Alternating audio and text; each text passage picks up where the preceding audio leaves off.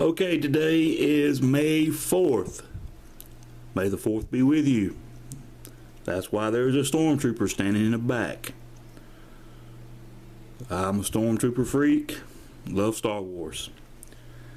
Anyway, we're sitting at work today, and I got to thinking about the videos I posted of the die-cast cars from my childhood and how some of them were, pretty beat up. The videos aren't that great. I'll be the first to admit the cars are not in that best shape, but there are a lot of decent ones in there in those videos.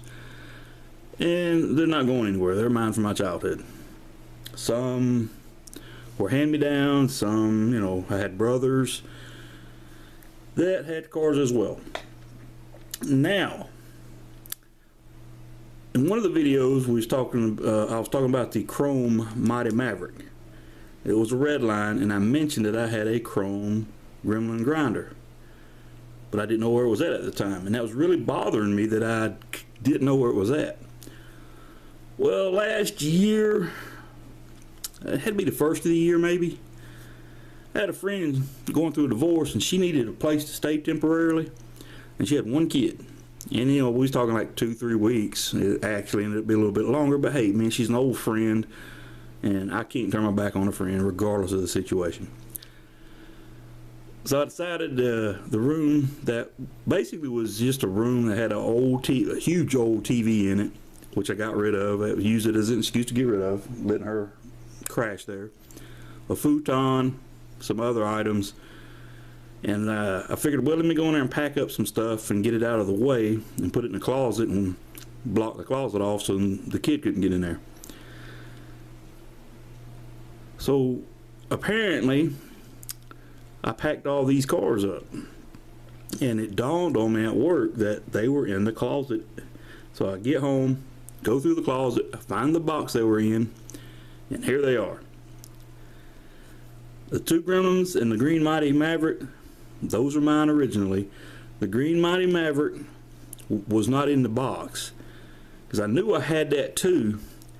And so I go into my bedroom and open up the top drawer in the high boy, which is basically just a catch-all drawer for knickknacks and stuff. And it was in there. I remember wrapping it up in tissue paper and sticking it in a Ziploc bag, and I don't recall the reason why, but it was in there. So now it's back out, and it's back with the collection. So if you'll allow me, we'll take a look at these. Alright, like I said, these two are from my childhood. They are played with. The chrome and the paint on the green one is rubbed. It has a lot of rub spots, chips, and all that good stuff. Cars aren't beat up, the axles aren't bent. But in the video, I said that this one, the chrome one, had the red lines. I was mistaken. It was the green one. But these were some favorites. I like the Gremlins. I tried to buy one from a guy that I used to work with. It had a bad motor and rusted out floorboards, and this was way back in the late 80s. So I chose not to buy it. Now I kind of regret it. It was a 6-cylinder car, but you could easily put a V8 in them. Alright, here's the back view of the Gremlin grinders. Let me zoom in a tad. There we go, that's a little better. And there's the front view. Now next is the Green Mighty Maverick. Now I can't recall, I thought they may have come in other than a chrome version. I think they also were sold maybe blue, maybe. Not 100% sure, but I guess I could have looked before I did this video, but I think they also offered a blue version. I don't have a blue version. I have the green version. I always liked the Mighty Maverick by Hot Wheels. This one is also a red line. It's got minor paint loss, not bad. Some play wear, and this was in to be a car from my childhood. It's in really good shape. I did have a ton of these at one time. As well, I should say a ton of them as a kid. There's no telling where they're at. They're probably history, but I've got one left. This Mighty Maverick, this is not mine from childhood. This is a pretty cool Mighty Maverick. The hood opens. There's no damage to it, just some light paint loss.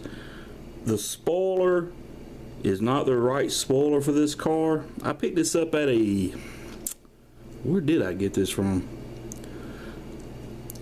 I think this is one of the cars I picked up from a guy at a flea market. He had a bunch of... in one of my videos I mentioned there used to be a guy that had a booth at a flea market I often went to, and all he did was wheel and deal on Hot Wheel cars. Well, he's been gone for years. There's another guy that comes out every now and again, and he has really great Hot Wheel cars, but he also has stuff like this he sells. This wing, it looks to be right for a Mighty Maverick, but it is not attached correctly to this Mighty Maverick. But it's okay. I didn't pay much for the car when I got it. If I bought it, it had to be $3 or less. It is a red line. Like I said, the hood does open. Alright, there's your 302 sitting in there with looks like two 4s. This version of the Mighty Maverick, the grill's painted black and the taillights are actually painted red, to where the green one, they're not.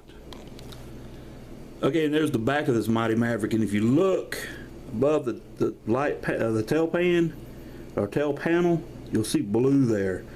That is some kind of, it looks like putty or something. It's not hard. It's, you know, if I wanted to take this thing apart and get the correct interior for it, I could pull that out and just take that wing off. It's not glued, it's just puttied in there with some kind of pliable putty. And there's a shot of the front, so you'll see the painted grille, and it's got most of its paint. Like I said, I bought this used, bought it at a flea market.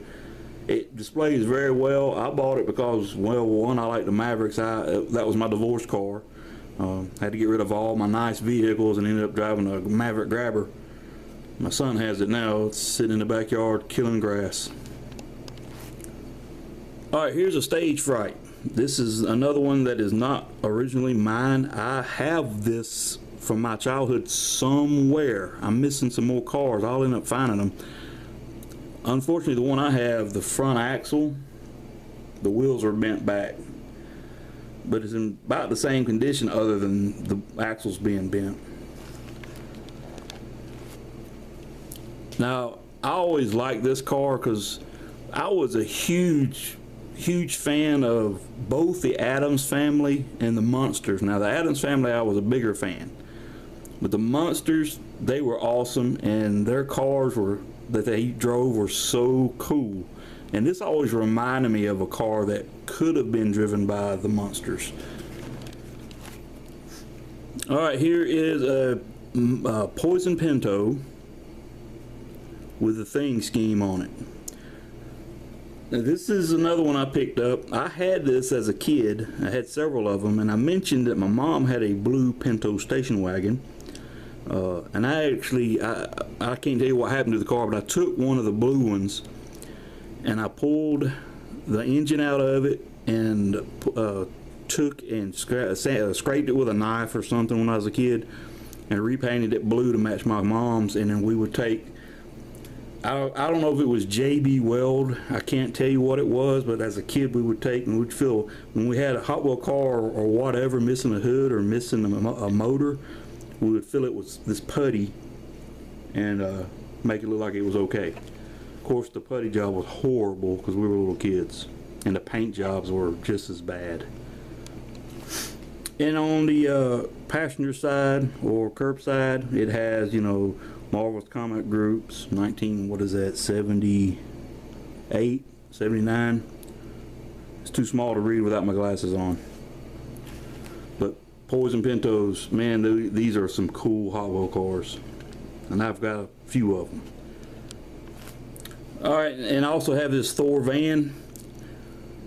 I recall buying the Thor van and the Pinto, Poison Pinto with a thing on it at the same time. I just cannot tell you where or when. I've had them for a while. I never really have been a big fan of Thor, but he's okay. I had a lot of his comic books as a kid, but he's just not one of the comic characters I was into.